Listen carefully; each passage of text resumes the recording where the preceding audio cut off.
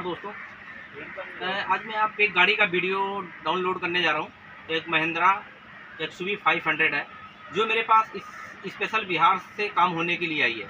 इससे पहले उनकी गाड़ी क्रेटा होकर के गई है, एक होंडा होकर के गई है। क्योंकि उधर क्या है, जब गाड़ियाँ ज़्यादा चल जाती है ना तो उस तरीके से काम हो नहीं पाता, सामान मिलने में थोड़ी दिक्कत होती है, ऐसा कस्टमर का कहना है। हालांकि मेरे पर्सनल कस्टमर है तो इनकी XUV गाड़ी आई है, मेरे पास 29 जून को आई थी और इस गाड़ी का मैंने पूरा काम किया, जिसमें चारों शॉकर, चारों ब्रेक और सस्पेंसर, जनरल सर्विस, मतलब काम इस तरीके से कर दिया कि आगे उनको 5 साल तक कोई प्रॉब्लम ना आए और पूरे 1 लाख किलोमीटर तक चल सके।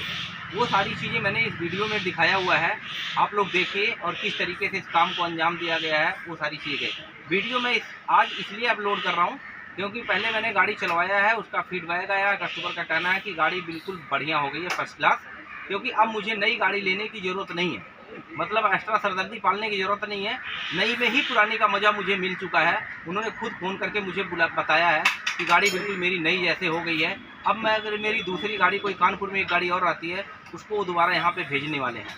तो मैंने इसमें 3 दिन लगाया और इसका बहुत बढ़िया तरीके से मैकेनिकल काम हुआ है। टोटल सारा ओरिजिनल पार्ट डाला गया है महिंद्रा से ला करके, और इसके अंदर का जो इंटीरियर है वो बहुत अच्छी क्वालिटी का लगाया गया है, जैसे जैक स्पीड कंपनी का सीट कवर होता है। बैठने में बहुत अच्छा महसूस होता है, लॉन्ग ड्राइव करने में कोई दिक्कत नहीं आती है। तो इस तरीके से मैंने पूरी गाड़ी को कंप्लीट कर दिया है, मतलब जितने नट बोल्ट धुलने वाले हैं, जहाँ जहाँ चूड़ियाँ खराब थी, वो सारा चूज करके इसमें दिखाया गया है। ये गाड़ी जो मैंने तैयार किया है पूरे 1 लाख किलोमीटर तक चलने की जिम्मेदारी है। सस्पेंसर पूरे 1 लाख किलोमीटर चलेगा, 40 से 50 हज़ार किलोमीटर तक आपका ब्रेक पैड चलेगा। उसके बाद A to Z सब कुछ चेकअप हो चुका है। चेकअप करने के बाद मैंने सारा इस रजिस्टर में कस्टमर का नाम लिख करके मेंटेन कर दिया है। आगे कभी भी वो कोई चीज़ पूछेंगे कि कौन सा काम कब हुआ, तो इस रजिस्टर में मैं बांट करके बता दूंगा। इसमें हम सारा चीज़ें नोट करके रखते हैं। तो इस तरीके से गाड़ी तैयार किया है। आप लोग इस तरीके से काम कराना चाहते हैं तो टाइम दीजिए और बढ़िया शानदार काम करा के जाइए। थैंक यू, धन्यवाद। अब गाड़ी का काम पूरा काम करना स्टार्ट कर दिया है इसका। तो सबसे पहले हमने इसका खोला सस्पेंशन के लिए दोनों पहिया खोल करके आगे वाला फ्रंट का घोड़ी पे इसको लगा दिया है स्टैंड, और उसके बाद कंप्लीट चेसिस हमने इसका निकाल लिया है। ये पूरी चेसिस है सस्पेंशन का, पूरा सस्पेंशन इसके अंदर ही होता है। इसमें पावर स्टीयरिंग का जितना भी सिस्टम लगा हुआ वो भी है, jumping rod, boost, link and चिमटे सारा बाहर आ गया। इसको खोलने से एक तो प्रॉपर तरीके से सारा सामान चेक हो जाएगा, कितना क्या चीज़ ख़राब है। जैसे लिंक एंड ख़राब है, वाल जेंड लूज हो गया है, गाड़ी के हिसाब से ये जो है एंड जो है लूज हो गया है। तो ये 1 लाख किलोमीटर में एक बार खुलता है, और एक बार बढ़िया तरीके से कर दो तो 1 लाख किलोमीटर दोबारा चल जाता है। तो पूरी चेसी उतारने से इसका काम बहुत अच्छी तरीके से हो जाता है। इसके बाद पैड बिल्कुल ख़त्म ही लग रहा है। सॉकर का बफर फटने का मतलब है सॉकर ख़त्म हो चुका है। ये फट गया ना, यहाँ से देखिए, ये तभी फटता है जब इसका प्रेशर ख़त्म हो जाता है। तो ये भी साथ में चेंज करना होगा। ये पावर स्टीयरिंग ऑयल निकल जाता है पूरा। अब इसका क्लच खोलेंगे, इसका गियर बक्सा पूरा निकालना है, गियर ऑयल निकल रहा है। अब नीचे से गियर बक्स पूरा आसानी से आ जाएगा नीचे। डिस्प्ले टर्निंग होगा, ब्रेक पैड नया डलेगा। फिर उसके बाद सर्विस का नंबर लगाते हैं। इसका क्लच प्लेट खोलने के लिए आधा इंजन खुल जाता है। ये है जो लगा हुआ फ्राई व्हील असेंबली, इस जगह पे इंजन हवा में टंगा हुआ है और यहाँ पे लगता है गियर बक्सा। ये है इसका गियर बक्स का पार्ट। आधा इंजन एक तरह से कवर करता है, बाकी इंजन वहाँ लगा हुआ है। ये इसका क्लच बेरिंग है, ये इसका क्लच प्लेट है। इसमें जो ख़राब क्या होता है वो मैं आपको बताता हूँ। जैसे लाइनें दिख रही है ना, ये लाइनें यहाँ घिस गई हैं, पूरी प्लेन हो गया। तो जब हम गाड़ी को हाई स्पीड में चलाते हैं, इंजन काफ़ी फास्ट चलता है और गाड़ी भागती कम है, इसमें एवरेज कम करती है, गाड़ी गर्म होती है। तो इसलिए इस क्लच प्लेट को बदला जाता है। वैसे नॉर्मल चलाना तो थोड़ा बहुत और चल जाती है, लेकिन सही मायने में 1 लाख के बाद अगर इन चीज़ों को बदल दिया जाए तो गाड़ी का परफॉर्मेंस हमेशा नए जैसा ही होता है। इसी के साथ फिर ये प्रेशर प्लेट है, ये पूरा सेट ही डालना होता है।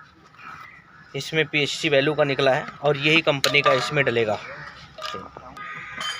ये है PHC वैल्यू। अब ये देखने से ऐसे नहीं पता चलेगा कितना ख़राब है, लेकिन जब इसके सामने नया रखेंगे तब पता चलेगा कि कितना ये ख़राब है और कितना किस तरीके से ख़राब होता है।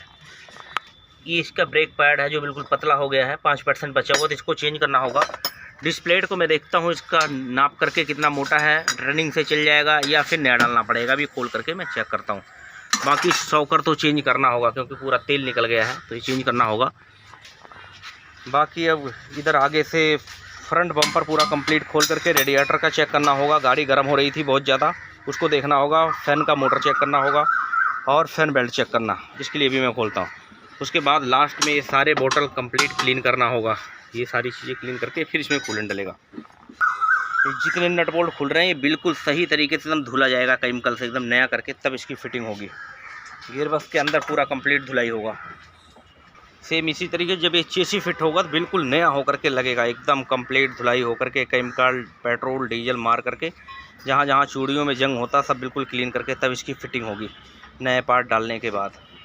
तो गाड़ी ओपनिंग में पूरा सस्पेंशन खुल चुका है, क्लच पूरा खुल चुका है। अब इसका फ्रंट बम्पर खोल करके ब्रेक और शॉकर खोल रहे हैं, सर्विस का काम स्टार्ट कर रहे हैं। फाइनली गाड़ी तो पूरा कंप्लीट मैंने खोल दिया है। ये आगे का सारा पोजीशन इसलिए खोलना पड़ा क्योंकि गाड़ी हीट हो रही थी, पानी पूरा था, पंखा चल रहा था नहीं चल रहा था। किस शीशे से जब गाड़ी आई थी तो मेरे पास हीट की लाइट पूरी दिखा रही थी, उसके लिए खोला है। पूरा रेडिएटर यहाँ से निकाला है, यहाँ से। ये एसी का कंडेंसर है, ये अपनी जगह बिल्कुल सही है। रेडिएटर का कंडीशन देखते हैं। ये है पूरा रेडिएटर, यहाँ से हवा पास नहीं कर रहा है, इसकी वजह से भी गाड़ी गर्म हो सकती है। और अंदर ये कभी क्लीन नहीं हुआ है, तो क्लीनिंग के लिए यहाँ से पूरा पंचिंग खोलना होता है, फिर इसको क्लीन करना होता है अंदर से, तब जाके रेडिएटर बिल्कुल प्रॉपर काम करता है। लेकिन क्लीनिंग में दिक्कत क्या होता है, कई बार यहाँ लीकेज का चांस हो जाता है। छोटे पंच खोले जाते हैं यहाँ पे, फिर लीकेज का चांस हो जाता है। तो इसलिए अगर नया बदल दिया जाए तो ज़्यादा बेस्ट होगा। 1 लाख किलोमीटर के लिए दोबारा कुछ कहने की जरूरत ही नहीं पड़ेगी, कूलिंग भी अच्छा रहेगी, गाड़ी कभी गर्म नहीं होगी। इसी के साथ ये फ़ैन मोटर है, इसकी भी लगभग 1 लाख किलोमीटर लाइफ होती है। उसके ऊपर कभी भी ख़राब हो सकता है, कुछ पता नहीं लगता। जो अभी सामने दिख रहा था कि मोटर चल नहीं रहा था शुरुआती दौर में, तो कर सकते हैं, चेंज कर दें तो ज़्यादा बेस्ट है। रेडिएटर और ये प्लेट निकाल दिया है, ये तो थोड़ा टर्निंग होकर चल सकता है। और रियर वाली प्लेट तो कट गई है ज़्यादा, इसको टर्निंग करेंगे तो ज़्यादा पतला हो जाएगा, फिर टूटने का चांस होता है। तो ये तो चेंज करना ही पड़ेगा। आगे वाला चाहें तो हम रिपेयरिंग करके टर्निंग करके चला सकते हैं, नहीं तो फिर उसको भी चेंज कर सकते हैं। तो फाइनली मैकेनिकल में सारी चीज़ मैंने खोल दिया है। ये एक्सयूवी का सारा सामान धुलाई हो रहा है। खुलने के बाद सारे नट बोल्ट इस तरीके से धुलते हैं, पूरा कंप्लीट क्लीन। बड़ी चेसी पूरी कंप्लीट क्लीन हुई है, हो रही है अभी। फिर जहाँ जहाँ इसकी चूड़ियाँ हैं अंदर सब में जोरी की स्प्रे मार के टप लगा करके फिर दोबारा फिटिंग होगा, क्योंकि जल्दी खुलता नहीं है, तो सफाई बहुत ज़रूरी होता है। ये बक्सा खोलने के लिए उतारना पड़ता है, पूरा का पूरा ही स्टेयरिंग निकालने के लिए खोलना पड़ता है। खुलने के बाद ना इसका कभी भी अगर फिटिंग हो तो जितने सुराख हैं इसमें ये सब जोरी की स्प्रे मार करके यहाँ आगे, तो इससे क्या होता है ना, जितना जंग होता है ना वो कट जाता है। जैसे ये बोल्ट है, ये कभी ना खुलने की वजह से काफ़ी टाइट खुला है, जंग लग गया। तो अब इससे क्या है, सारे के सारे नट बोल्ट, जितने नट बोल्ट है ना, ये सारे हो गए साफ़। और साफ़ होने के बाद अगर हम इसमें तेल डाल के लगाएंगे तो मतलब इसकी फिटिंग बहुत बढ़िया आती है, क्योंकि गाड़ी चल जाती है ज़्यादा। अब इसमें क्या है, जब हम भी इसको लगाएंगे और चढ़ाएंगे तो इस तरीके से बिल्कुल आराम से चढ़ जाएगा, आएंगे तो बिल्कुल आसानी से हो गया। इस तरीके से सारे बोल्ट को रमा कर देना होता है। फाइनली इसके अंदर यहाँ क्लच बेरिंग फिट होगा, तो जब भी कभी खुले तो इसको पूरी तरीके से क्लीन करना होता है। इसको मैंने पूरा पेट्रोल और डीजल से धो दिया है। यहाँ पे इसका क्लच बेरिंग फिट होगा, ये पूरा नया काम कर जाएगा। चेसी पूरा कंप्लीट क्लीन हो गया है। ये इसका स्टीयरिंग रैक असेंबली है, ये पार्ट वैसी का वैसी है, इसमें कुछ नहीं करना होगा। लेकिन इधर जो वॉल जेंट एंड लगे होते हैं, जैसे वॉल जेंट है, एंड है, लिंक एंड, ये सारे इस पर डाल करके कंप्लीट किया जाएगा। ये क्लच प्लेट, प्रेशर प्लेट है जो चेंज ही होना, चिमटा इसका चेंज हो रहा है, डिस्क प्लेट इसका है, ये ब्रेक पैड है, ये सारी आइट में चेंज होगा। लेकिन जितने भी पार्ट फिटिंग होंगे वो बिल्कुल कंप्लीट क्लीन होकर के फिट करना होता है, ताकि क्या है, पुरानी बेशक है लेकिन बिल्कुल नया जैसा फिटिंग हो जाए। क्योंकि आधा से काम तो सफाई का कर देता है, अगर बिना सफाई किए करो तो प्रॉपर तरीके से परफॉर्मेंस नहीं होती, स्विच आके का कहीं ना कहीं आवाज़ आती है। तो इसलिए सफाई करके पूरे नट बोल्ट रमा करके जोरी मार के तब जा करके इसको किया जाता है। यही है तरीका मेन काम करने का। ये सर आपकी गाड़ी का पुराना वाला क्लच सेट है, जो गाड़ी में से निकला है बिल्कुल जेन्युइन PSC वैल्यू, वही बिल्कुल नया डल रहा है। PSC वैल्यू, ये क्लच प्लेट है जो पुराना वाला गाड़ी में से निकला हुआ है, PSC वैल्यू, और ये नया है ओरिजिनल। PSC वैल्यू ओरिजिनल है। उसके बाद ये बैरिंग है जो गाड़ी में से निकला है, और ये नया ओरिजिनल है जो भी डलने जा रहा है गाड़ी में आपके। अब इसको हम फिटिंग करने जा रहे हैं। ये बिल्कुल क्लीन हो रखा है गियर बक्सा। ये सारा सामान आ गया इसका एक्सयूवी का ओरिजिनल कंपनी से ही। ओरिजिनल सामान डालने की खासियत क्या होती है, इसमें सारी चीज़ कंप्लीट A to Z आता है। जैसे ब्रेक पैड है पूरा कपलर के साथ आया हुआ है, ये कितना पतला हो गया है और ये बिल्कुल ख़त्म हो गया, इसलिए इसको चेंज करना होता है। अब ये पूरा फ्रंट का ब्रेक पैड सेट आ गया, साथ में उसके पूरा कैलिपर की किट आ गई और लॉक आ जाता है। बाहर से आफ्टर मार्केट से लेने से ये सारी चीज़ें नहीं मिलती हैं। सेम इसी तरीके से रियर का ब्रेक पैड आ गया, इसमें भी कैलिपर का पूरा सेट आया हुआ है। ये पूरा सस्पेंशन का बुश किट है जो चिमटे में फिट होना है, चिमटा इसका बच जाएगा, नए नहीं डालना होगा, काफ़ी कॉस्टली है। सेम इसी तरीके से जब से मेन चीज़ें होती हैं, फैन बेल्ट है, ये 1 लाख से पहले बदल देना चाहिए, बट चल गई है तो मैं इसको चेंज कर रहा हूँ, क्योंकि अगर कहीं टूट जाए तो जल्दी से मिलता नहीं है ये, और इसकी वजह से पावर स्टीयरिंग फेल हो जाता है और इसी नहीं चलता है। सेम इसी तरीके से एयर फिल्टर ही आया हुआ है। तो जितने पार्ट्स हैं तकरीबन गाड़ी में सब कुछ ओरिजिनल ही डाल रहा हूँ, लंबे टाइम के लिए ठीक कर रहा हूँ। बाकी तो गैब्रियल का शॉकर मैं डाल ही रहा हूँ। इसमें फैन असेंबली, ये इसका फैन असेंबली होता है, तो ये होता है बिल्कुल ओरिजिनल है, जो गाड़ी में से निकला वही इसमें लग रहा है। इसकी लाइफ बहुत अच्छी होती है, इसी की वजह से गाड़ी में सबसे ज़्यादा प्रॉब्लम आती है और बोनट खोल के खड़े रहना पड़ता है, कई बार हीट हो जाती है। इसको कंप्लीट मैं नया ही डाल रहा हूँ और पूरा कंप्लीट रिजेक्ट कर रहा हूँ। रेडिएटर को मैं देखता हूँ क्लीन करके, अभी इस पार्ट को बुलाया हूँ, अगर बिल्कुल सही है ठीक है तो इसको क्लीन करके ओके करके चला दूँगा। बाकी सस्पेंशन का सारा काम फिटिंग हो रहा है इस तरीके से सारी गाड़ी। हाँ, क्लच प्लेट के लिए अभी हमने पूरा गियर बक्सा ही निकाला था बाहर, जो पहले क्लीन करके सारा मैंने दिखाया है। तो निकालने के बाद अंदर clutch plate, pressure plate, bearing fit करके फिर इसको पूरा इंस्टॉल कर दिया है। अब इसके बाद इसकी चेसी की फिटिंग होगी सस्पेंशन का। ये पूरा एक्सयूवी का पूरा चेसिस है जिसके ऊपर स्टीयरिंग लगा होता रैक असेंबली। अब इसके अंदर जितना भी पार्ट्स होना है वो फिट होना है। जैसे ये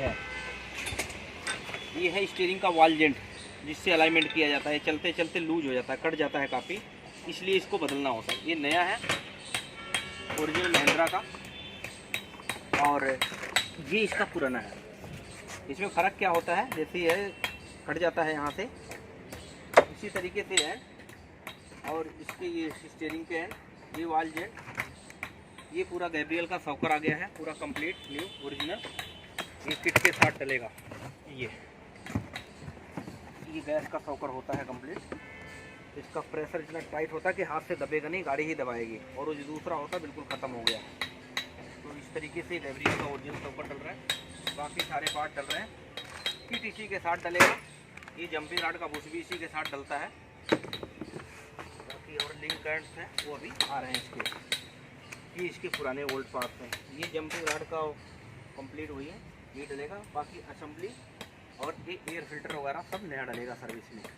इस तरीके से फिटिंग का काम हो गया।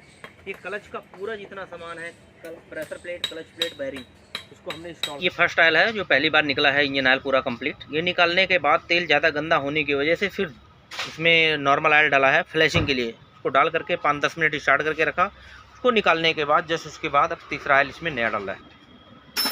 अब इसमें कैस्ट्रोल का ऑयल डल रहा है। ये पूरे 10,000 किलोमीटर तक चलेगा, जो सनसेट के ऊपर रीडिंग लिखा हुआ होगा। अब आगे का ये डिस्प्ले टर्निंग कराया था, ये भी लग गया, ब्रेक पैड लग चुका है, शॉकर पूरा कंप्लीट हो चुका है, पूरा सस्पेंशन कंप्लीट हो चुका है। लेकिन सबसे मेन जो प्रॉब्लम इसमें आ रही थी हीट होने की, उसके लिए सारी चीज़ें इधर से हो गई हैं। फैन असेंबली डल गया, रेडिएटर डल गया, कूलेंट वगैरह का सारा काम हो गया। लेकिन इसका मेन वाटर पम्प में दिक्कत था, ये भी हमने खोल करके चेक कर लिया है, बट इसका प्रॉब्लम है नहीं। अभी और अंदर कुछ काम चल रहा है, इससे आपकी गाड़ी का हमेशा के लिए जो गर्म हो रही थी गाड़ी वो ठीक हो जाएगी। सर गाड़ी मैकेनिकल से अब तकरीबन फाइनल हो गई है, बस टायर वगैरह इसका लग रहा है, पीछे का डिस्प्ले, ब्रेक पैड, शॉकर भी डल गया, तकरीबन सारा काम कंप्लीट हो गया 90%। फाइनली गाड़ी पूरी तरीके से कंप्लीट हो गई। पूरे कंप्लीट 3 दिन लग गए इसमें काम करते करते, जिसमें पूरा क्लच का काम हुआ है, चारों शॉकर का काम हुआ है, और ब्रेक का काम हुआ है, सस्पेंशन का काम हुआ, मतलब सब कुछ होता है। इस टाइम तो इसका वीडियो भी ढंग से नहीं बन पा रहा है क्योंकि नाइट हो गया, लेट हो गया रहता, गाड़ी देना हो गया। चला के भी देख लिया है, कोई आवाज़ नहीं है, सब बिल्कुल फर्स्ट क्लास हो गई गाड़ी, एकदम अच्छा अंदर बाहर। बाकी अंदर से पूरी गाड़ी एकदम नई हो गई है, बहुत अच्छी क्वालिटी का इसमें सीट कवर भी लग गया है जैक स्पीड कंपनी का, बैठने में काफ़ी अच्छा महसूस होगा। हेलो। हेलो हेलो, आ रही सर? हेलो। हाँ सज्जन जी बोलिए। अच्छा, मैं कह रहा था सर, गाड़ी ठीक चल रही है अपनी एसयूवी पूरा? हाँ हाँ गाड़ी ठीक चल रही है। कोई प्रॉब्लम तो नहीं सर?